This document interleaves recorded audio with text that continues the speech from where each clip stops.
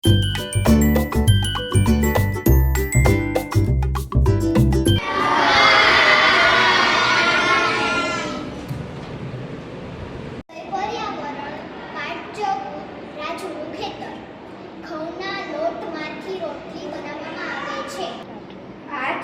દાળ છે. ચણાની દાળમાંથી ફરસાણ બને છે.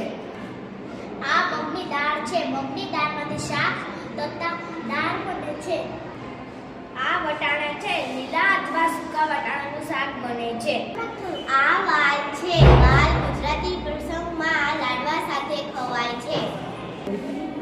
આ મસૂરની દાળ છે. પંજાબી વાનગીમાં વપરાય છે. આ બાજરી છે. બાજરીના લોટમાંથી રોટલા બને છે. આ અડદની દાળ ગુજરાતી વાનગીમાં વપરાય છે. આ મકાઈ છે. મકાઈમાંથી રોટલા ધાણી તથા ઢોકળા બને છે. આ ચણા છે. લીલા તથા સૂકા ચણા શક્તિવર્ધક ખોરાક છે. આ જુવાર છે. જુવારમાંથી રોટલા કે રોટલી બને છે. આ રાજમા છે. પંજાબી વાનગીમાં શાક તરીકે વપરાય છે. મધ છે. મધમાંથી પાપડ મઠિયા તેમજ ફરસાણ બને છે. આ સોરી છે. તેનું શાક બને છે. આ તલ છે.